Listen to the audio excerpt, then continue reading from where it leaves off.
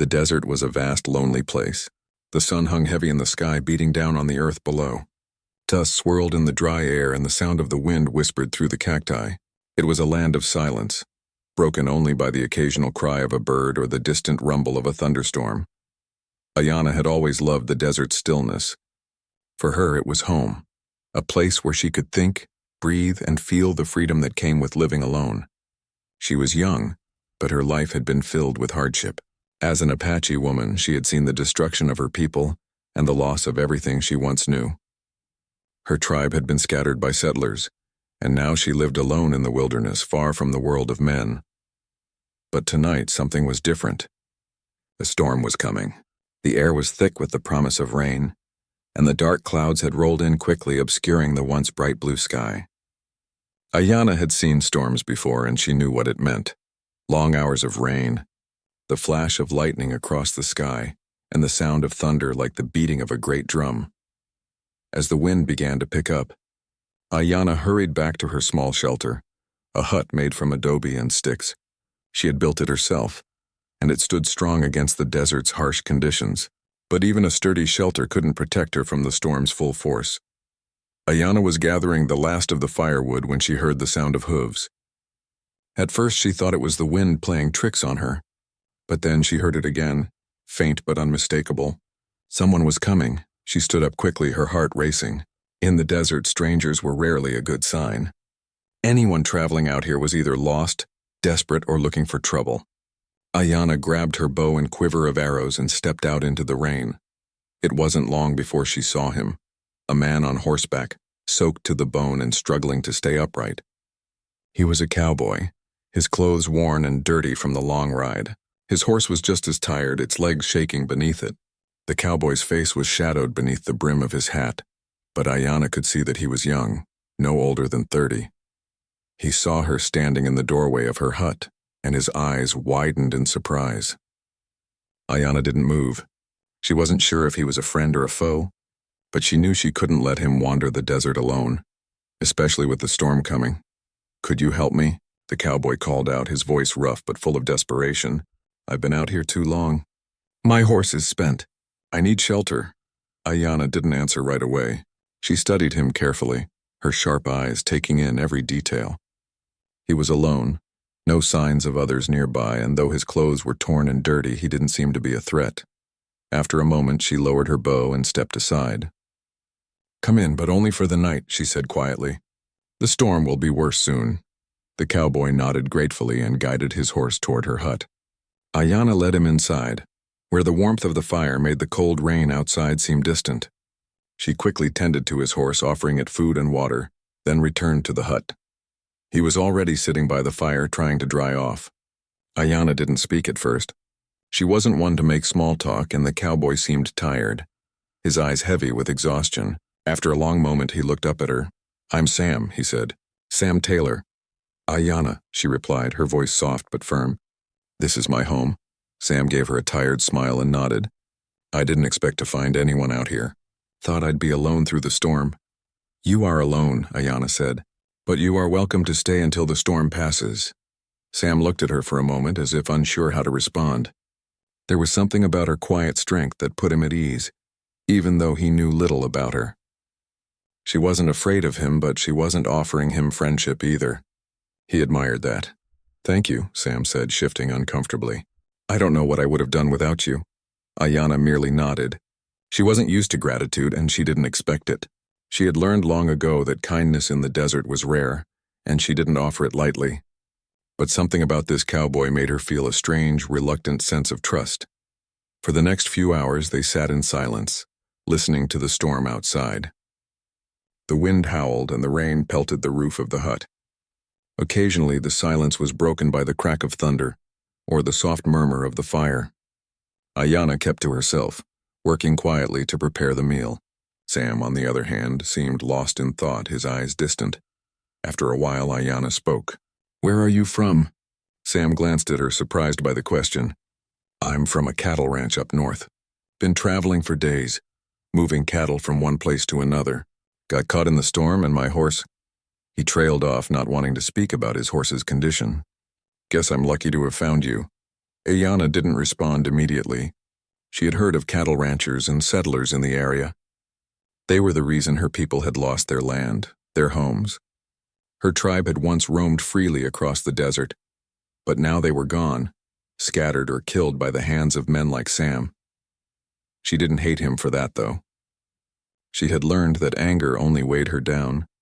Instead, she focused on the warmth of the fire and the steady rhythm of the storm outside. She was used to living alone, and while Sam's presence was a reminder of the world she had lost, she didn't mind it. Not for one night. "I'll leave in the morning," Sam said, as if reading her thoughts. "I don't want to be a burden." "You are not a burden," Ayana said simply, "but you will not leave until the storm passes." "It is too dangerous," Sam nodded. He could feel the weariness in his bones, the exhaustion of days on the trail catching up to him. He closed his eyes and leaned back, letting the warmth of the fire soothe him. Ayana said nothing more. She didn't need to. They were both comfortable in the quiet of the hut, both lost in their own thoughts, yet connected by the strange circumstances that had brought them together. As the hours passed, the storm outside seemed to intensify. The rain came down in sheets and the wind howled through the desert. Sam was glad he had found shelter.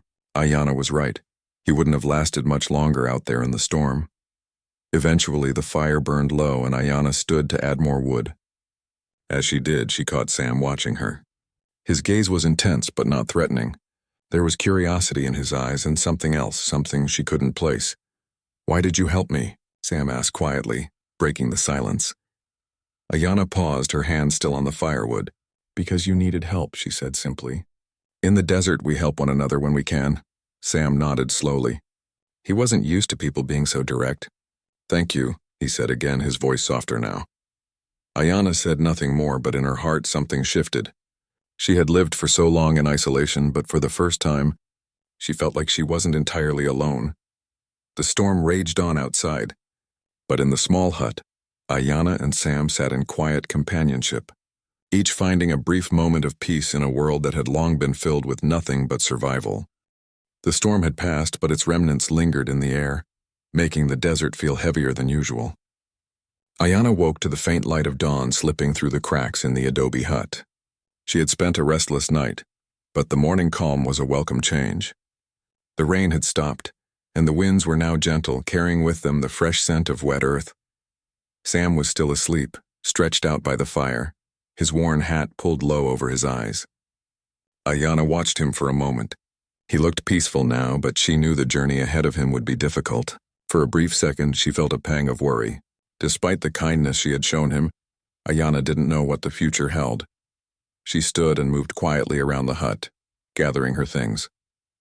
The storm had made it clear that the desert was unpredictable, and there was no telling when another would come. But there was something else, something more pressing. The bounty hunters. Ayana had heard the whispers. A group of men, ruthless and cold, had been tracking her for weeks. They were hunters, not of animals, but of people like her, the Apache. Her people had been hunted down for years, and Ayana knew she was the last of her tribe. It made her a target. She had been running for so long that she had lost track of time. Every day was a fight for survival, and now Sam. She didn't want to involve him, but she feared the hunters would find him too. If they knew he had sheltered her, they wouldn't let him live. Ayana moved toward the door, her heart racing. She needed to leave, but just as she reached for the handle, Sam stirred. He stretched his arms out and blinked up at the ceiling, his mind slowly waking up to the reality of the morning. He sat up, rubbing his eyes. "Morning," he said hoarsely, his voice still thick with sleep. Ayana paused, her hand still on the door. She had to leave now before the hunters found her, but something about Sam's presence made her hesitate. She turned back to him, meeting his gaze. "I need to leave," she said, her voice steady but firm. "The storm has passed. You should go too," Sam frowned. He was still trying to shake off the remnants of sleep, but there was something in her eyes that made him pause. "Something urgent. Where are you going?" he asked, standing and brushing the dust from his clothes. Ayana didn't answer right away. Instead, she picked up her bow and quiver of arrows, fastening them to her back. "It's not safe here," she said finally. "I have to move on." The look in her eyes told Sam that she wasn't just talking about the storm. There was something more, something hidden, something dangerous. "I can help," Sam said, stepping closer. His voice was quiet but insistent.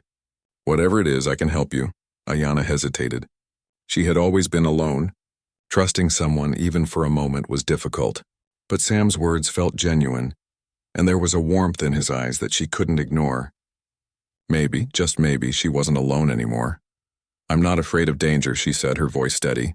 But you will be if you stay. Sam shook his head, stubborn as ever. I'm not leaving. Not without you. Whatever it is, we face it together. Ayana looked at him for a long time, trying to decide. It wasn't an easy choice, but in that moment, she realized that she didn't want to face this fight alone. She nodded, just a small movement of her head, but it was enough. I can't promise it'll be easy, she said softly. Sam smiled. A small, quiet smile. I didn't expect easy. The morning passed in a blur of action as Ayana prepared for their journey. She moved quickly, gathering supplies, while Sam made sure his horse was ready. The desert was unforgiving, but they had no choice but to ride into it. As they traveled, Ayana stayed alert, her eyes scanning the horizon. She knew that the bounty hunters were out there. They wouldn't stop until they found her. Sam stayed close, riding silently beside her, as if he could sense the weight of the danger in the air. By noon, the sun had risen high, casting long shadows across the dry landscape. The desert was beautiful in its own way, silent, vast, and endlessly lonely. But Ayana knew it could also be deadly. I'm not used to this, Sam said after a while, his voice breaking the silence. Riding like this. No destination, no plan. Ayana didn't look at him. Her gaze remained fixed ahead. It's the only way to survive, she said quietly. You learn to keep moving. Never stay in one place too long. Sam thought about her words for a moment. It was a way of life he had never known. Always moving, always running. I don't know how you do it, he said, his voice soft. I don't know if I could. Ayana glanced at him then. You have to. You don't get to choose. The desert doesn't care what you want. They rode for hours, their only company the sound of their horses' hooves on the dry earth. The landscape seemed to stretch on forever, the same endless rows of cacti and rock formations. Ayana's mind raced with thoughts of the hunters who were closing in on her. She couldn't let them catch her. She couldn't let them harm Sam. As the sun began to set, Ayana stopped abruptly, her hand raised in a silent signal for Sam to do the same. They both dismounted, the horses' hooves quiet on the sand. Ayana knelt, her eyes scanning the horizon. Something's wrong, she said, her voice low. Sam felt a cold shiver run down his spine. He followed Ayana's gaze but saw nothing unusual. What do you mean?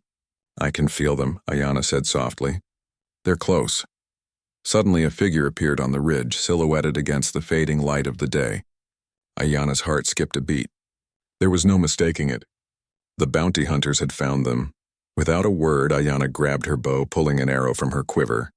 She nocked it quickly, aiming it toward the approaching figure. Sam instinctively moved closer, his hand resting on the revolver at his side. But before they could make a move, another figure appeared beside the first, and then another. The hunters were not just one or two, they were many. Ayana's pulse quickened. They had to act fast. Stay close, she whispered to Sam. I'll handle this. But Sam wasn't about to let her face this alone. He pulled his revolver free, his eyes locked on the approaching hunters. Not without me. The hunters moved closer, circling them like vultures. Ayana's grip tightened on her bow, but she didn't release the arrow. She was waiting for the right moment. The tension in the air was thick, and Sam could feel it in his bones. He was ready for whatever came next. He had made his choice, and there was no turning back now. The first hunter made his move, drawing his rifle, but before he could take a shot, Ayana's arrow flew through the air, striking him in the shoulder. He cried out in pain, falling back. The other hunters hesitated, momentarily thrown off by the sudden attack. That was all the opening they needed. Sam fired, taking down the second man, and the rest of the hunters scattered, scrambling to regain control of the situation. Ayana's heart raced as she and Sam fought side by side, the sounds of battle echoing across the desert. There was no turning back now. They had made their stand, together,